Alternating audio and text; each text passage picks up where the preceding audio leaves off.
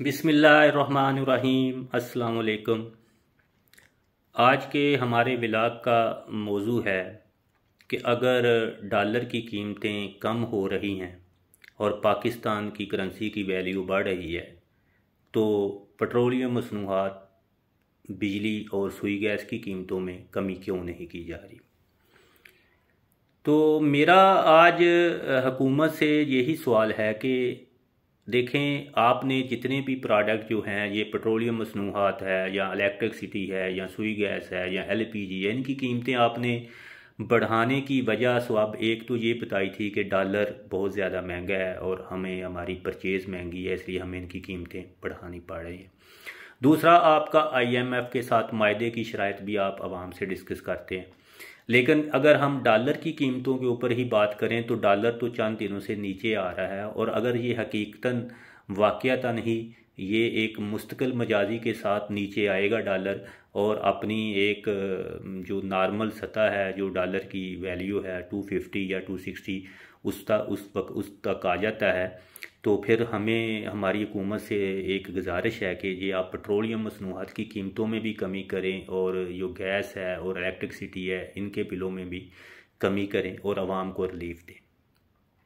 अगर आप आवाम को रिलीफ, ये सिर्फ आवाम को रिलीफ नहीं है, ये इंडस्ट्री को भी रिलीफ मिलेगा। अगर आप इंडस्ट्री को रिलीफ देंगे तो उनकी जो प्रोडक्शन की कास्ट है वो कम आएगी और उससे ये फ़ायदा होगा कि जो एंड कंज्यूमर है उसके ऊपर बोझ कम पड़ेगा।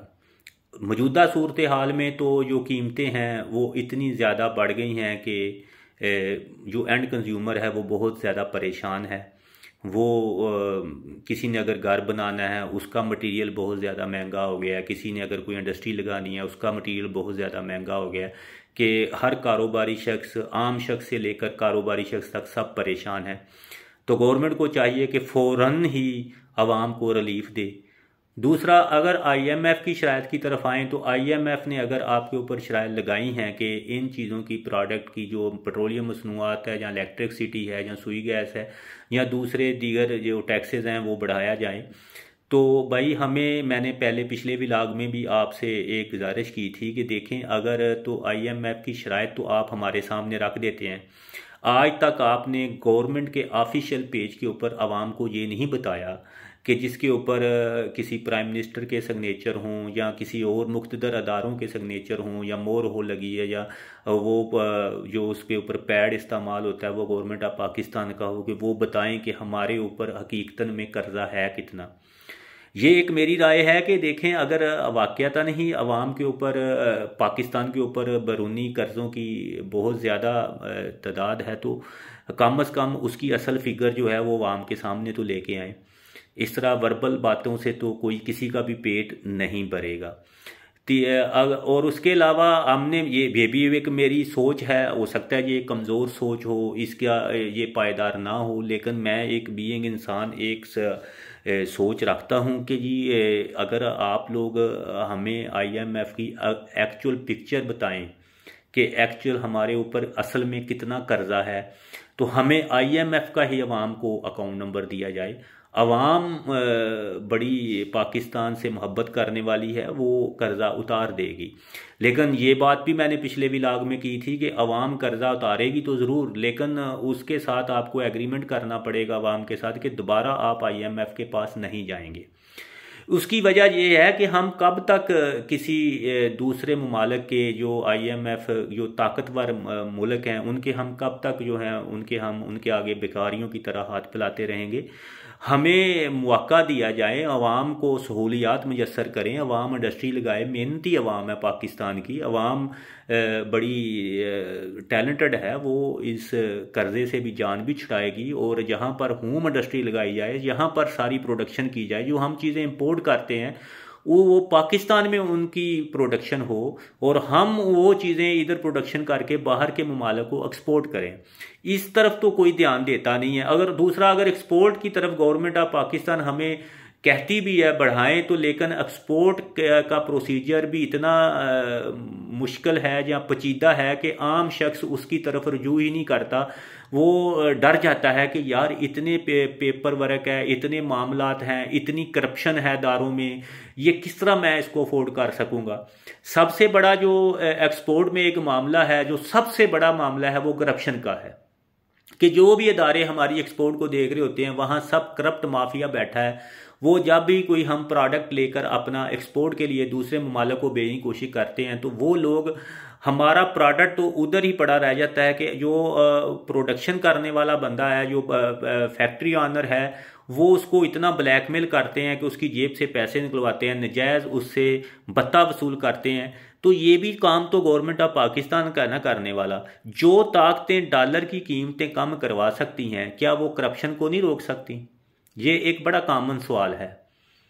जो ताकतें एक चलती हुई हुकूमत को गिरा सकती हैं, क्या वो करप्शन को नहीं रोक सकती? ये तो आप एक ववेला मचाते हैं कि जी ये हुक्मरान इतने अरबों खरबों रुपया लूट के बाहर ले गया, ये हुक्मरान ये वाला इतने अरबों खरबों करोड़ों रुपया डॉलरों की शक्लों में लूट के बाहर ले गया, वो वाला इतना लूट के ले गया।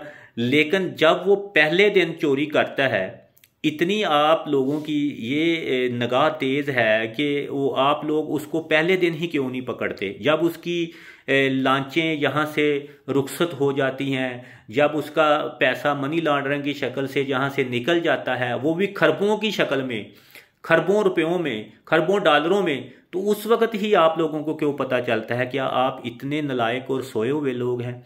आप लोग उस वक्त उसको, जब पहली चोरी के ऊपर ही उसको क्यों नहीं पकड़ते? उसका गिरेबान क्यों नहीं पकड़ते? उसका हाथ क्यों नहीं रोकते?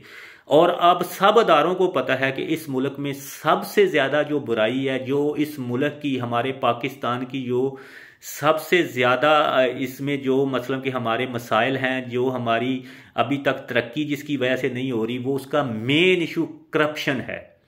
इतनी ज़्यादा करप्शन है। मैंने पहले भी विलाग में ये बात की है कि पाकिस्तान का कोई भी सरकारी इदारा है ना, वो ऐसा नहीं है जिसमें करप्शन नहीं है। वो एजुकेशन का अदारा है, महकमा ज़राअत का अदारा है, या पुलिस का अदारा है, या अदलिया का अदारा है, या दूसरे ताकतवर अदारे हैं, सब में इतनी ज़्यादा करप्शन है कि कोई बंदा किसी को पूछने वाला नहीं है। एक्सपोर्ट की तरफ हम आप लोग नौजवान नस्ल को, लोगों को इधर मौके फ्राहम करें, उनको इंडस्ट्री लगाने की इजाज़त दें। हमारी जो मोटरसाइकिल की इंडस्ट्री है वो बिल्कुल वेकेंट पड़ी है, बाहर की कंपनियां इधर मोटरसाइकिल बना रही हैं। हमारी जो व्हीकल की इंडस्ट्री है, लोकल बंदा तो इधर कोई भी व्हीकल तैयार नहीं कर रहा, उसके ऊपर भी बाहर की कंपनियों की इजारादारी है।